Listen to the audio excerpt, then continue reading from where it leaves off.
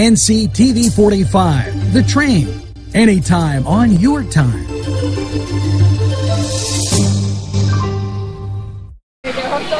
Our next speaker to share her story with us is Stefanie Shoaf.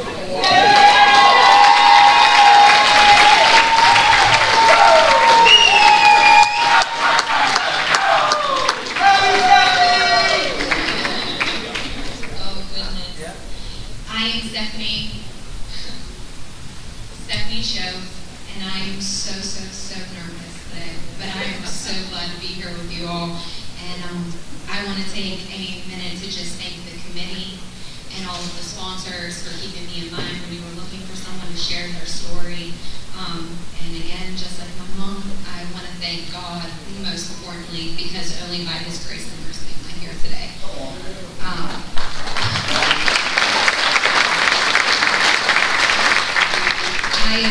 I cannot say that lightly, because whenever I look back on my story, my testimony, where I came from, I am absolutely supposed to be a statistic. I come from a long line of people that suffer with the disease of addiction in many different forms. My father died as a direct result of this disease, and again, by God's grace, my mom is here today with me as another speaker. It is absolutely possible to recover as a family. I can tell you some people right in this front row that are recovering as families, but sometimes you have to choose to be the first one. That you have to step out and say, not for me, and this might be where I came from, but this is not going to be what comes for me. Yeah.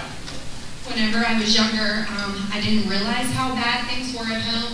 Kids can be resilient in that way. It was all that I knew. The first time that I ever took an opiate, I was 9 years old. A family member that also sold drugs needed me to be able to supply something that only had this one particular kind of opiate in it and nothing else. And being the only person in the house that could provide that was me, a 9-year-old. I look at my son today and I couldn't imagine doing that. But I also know that whenever I was using, I would step over anybody and everything to get the next one. And by God's grace, I did not have my son when I was in active addiction. My son will be 2 years old this weekend, and he has never seen me use.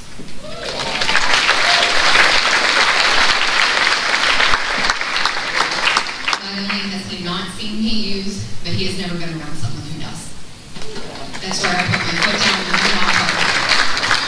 I love people still that are in active addiction, but I love them from a distance. I guard my heart so that I can help the people that are wanting help, that are ready to get help.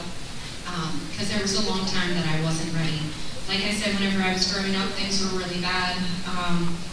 There was a lot of drug use in front of me. There was a lot of abuse, and one of the turning points was whenever I was 12 years old. I was sexually assaulted by my mother's dealer. I say that to say that if anything like that has ever happened to you, give it to God, because He will remove that pain. I say that to you because there was a time where I would have begged to hear somebody else say that they had been through something like that. I say that to say,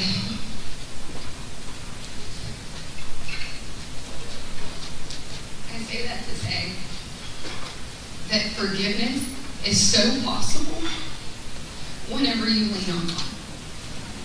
I've been able to forgive that man today, and I've been able to stand in His presence and not put my head down. I've been able to walk with my head held up high and know that He could never hurt me again. I took that power back, and I get to enjoy that freedom today. I hated addicts whenever I was younger. That's what I seen at home, and so I swore up and down that I was never going to become one. I was never going to use. I was never going to leave my kid. I was never going to do all of these things that I seen the people that were supposed to be taking care of me do. And just one quick side note, I do want to say that there was never a time that I questioned if I was loved. I know that my mother loves me, I know my father loved me, and I know that the people that took care of me growing up loved me. But they are also addicts, and they will also do whatever it takes to get the next one whenever they are actively using. So I know that I am loved. But this disease is cunning and baffling and powerful. And I thought that as long as I didn't do or touch the same kind of drugs that my parents touched, that I would be okay. That I could experiment and I could have fun, but I could not touch or do the things that my mom did, because I will become addicted and I will do the things that she did. Needless to say, that's not how it works. And from the moment that I started using, whenever I look back on my story, it was never enough. Even drinking with my friends whenever I was younger, it was never enough. When they started dabbling in other things, it was never enough for me. I always needed more, I always wanted more, I always wanted the next thing. And growing up in the lifestyle that I did, I wanted so badly to be like everybody else. I wanted so badly for my home to look like everyone else's home, because that was my perception. I had no idea what was going on. But as a kid who wasn't getting the love that I needed at home, it sure looked like they were getting it on theirs. And so growing up, I started using. I kept it a big secret. I thought that I was functioning addict, meaning I paid some bills. And then I started to try to fill that void with men, with women, with money, with the lifestyle, with anything. I tried to fill that void and gain that peace from anything, with the only person that I could get that from, and that's God. I can remember standing in my kitchen, my mother's kitchen, because I had moved back home, and I was so tired of myself. I was so sick of myself that I was trying to make a cup of noodles and just get to my room, and I could not do it without knocking it. I couldn't get a 3-minute cup of noodles to the upstairs. And I was so sick of myself that I didn't know how to stop. I wanted to so bad that I want to stop. I knew that I was hurting everybody around me. My sisters that are here tonight, I remember when I would walk up the stairs and both of their bedroom doors would slam shut. I remember feeling like I had become the same monster that I had protected them for so many years from our parents. And I just couldn't stop. And I said out loud to myself, do you think that you need treatment? And I heard this voice say, absolutely. And I would love to tell you guys that it was God. We've heard some great stories about hearing the word of God, but it was my mom, and thank goodness, because I thought that I was going crazy. She came in and she sat me down, and she told me some stuff that she knew that I was ready to hear, this is why your sisters won't get in the car with you anymore. You know what I mean? I check on you 10 times throughout the night to make sure that you're still breathing. I remember doing that for her. I remember how that felt, and for the first time, I started to see my mom as an individual, not just my mom.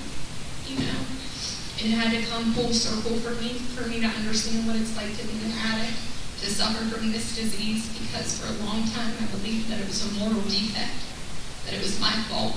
I knew better. You know, you see it when you're grown up, you knew not to. And that's why it's hard to get vulnerable. It's hard to admit.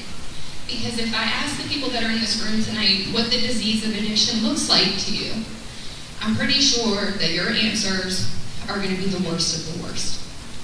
But see, what happens is when we come into recovery, we disappear back into your community. You don't know. I don't wear a badge that says that I suffer from this disease. So you don't know when the nurse is checking you in at the hospital that she also has this disease. You don't know when your pastor is giving a sermon that he does too. You don't know that the kid that's taking care of your kids in daycare suffers from the disease of addiction. She might have 13 years clean, but she don't want to say it out loud because she don't want to watch you start clutching your first little finger. I'm very grateful to be in a room full of people that do not lean on those stigmas. But that's not to say they're not there. But I refuse for the enemy to silence me by not telling my story. That's exactly why we just disappeared. We go back and we act like that part of our lives never happened, and we talk about it with the people that know us. We think that the only people that know us are people that have the same disease as us. But I'm standing in a room full of people that are trying to know, trying to understand. And I feel like that's where we're going to bridge the gap in this thing. Not just with the disease of addiction, but we live in a culture that we are so connected but disconnected from each other. We are not in relationship with each other anymore. We are in comparison with each other. I don't want to tell you what's going on with me because I got to post my family photo. I got to let you know that everything's okay over here. Everything's good. Look at my nice, shiny, brand new life. You know? And I don't want to say what's going on with me. So then I end up in surface conversations where I'm telling somebody that I'm fine and they tell me they're fine. Not understanding that pain shared is pain lessened. Whenever I tell my story, it doesn't just lessen the pain for me. It also lessens the pain for people that are in the room that also feel like that. Talk to people. At the beginning of this, he recognized all of the people that suffer from the disease of addiction. I'd like to ask real quick in the room if you love somebody who suffers from the disease of addiction or have lost somebody to this disease. Can you please raise your hand? Thank you so much. I want to take a second for you guys. Because I understand that sometimes with our disease of addiction that it is so big and so loud and like a roaring lion that it takes up all the space in the room. And then whenever we get into recovery, we go and we seek help and we find 12-step meetings and we get into therapy. And just like any disease, most of it comes with life change and sometimes medication. For me, it was just life change. Sometimes it's with medication, and that's fine too. But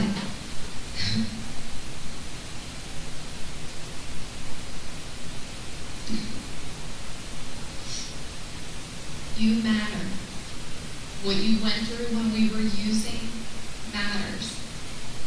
The nights when you were grieving somebody who wasn't gone yet matters. Not just the person that suffers from the disease of addiction, but the family together has to heal. It is not just about the things that I endured in my household. It's also about what my mom endured and what my sisters who are not addicts endured because of a direct result of my decisions when I was using. They completely understand that I am not the same person clean today than I was when I was using, but that doesn't excuse me from responsibility for the pain that I caused them.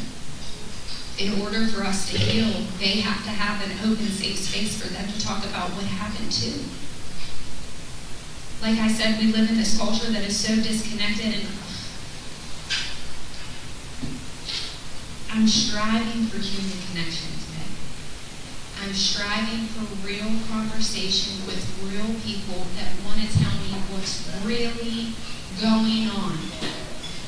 I want you to tell me about how buying a house was awful and not just post the keys. You know what I mean? I want you to tell me I don't want to be a mom today, Stefanie. I don't, because it makes me know that it's okay that there's days I don't want to be a mom today. I love it. That's my most favorite title. But today, in the world of gentle parenting, when I don't have a gentle child, I need somebody to take me. I'm here too. I'm here too. We're going through it too. And that's what I want to teach my son, so that he can talk about the things that he's going through, so that he doesn't have to look for things to fill that void. I love my recovery. It's the thing that I hold the dearest to me because I know that everything else in my life flows from it. Without my clean date, I have nothing. Because if I don't have it, I will put anything that I have gained on the line. And I know that I will do that. And I also know that I need to stay in this thing forever. I know that there will never come a time where I have arrived where I have graduated from my drug addiction and I am ready to receive my diploma. I know that as sure as I know that I will always need God. The growth is endless. I'm clean now, but how well do I want to be? How well do I want to be? How good do I want to get? Because there's times where God has broken some chains off of me and I've picked them back up and wore them as jewelry because culture told me they looked pretty. I'm willing to sacrifice myself, my dignity, whenever I'm using it. I'm out here trying to get everybody to tell me that I'm good enough when I have a God who already reserved me a seat at the table. Tell me that I'm worth it, I know that I am. I'm to die for it, as a matter of fact. I'm to die for it. Thank you. Thank all of you for just opening your ears and allowing us to be a part of this. And before I close, I just want to mention that the title of this, Braveheart. Whenever they first asked me to speak at it, I started thinking about this Brene Brown book that I was reading, Atlas of the Heart. And I had to go back, because I'm not good with quotes. I had to go back. But I remember reading about the original definition of courage, which is a requirement to have a brave heart. And so it comes from the Latin word cor, which means heart. That's where courage comes from. And so its original definition, whenever it first became part of our language, was to tell the story of who you are with your whole heart. And I hope that we did that for you guys today. And I challenge you, addict or not, to tell your whole story with your whole heart, because we love you anyways. We love you anyways. Thank you so much.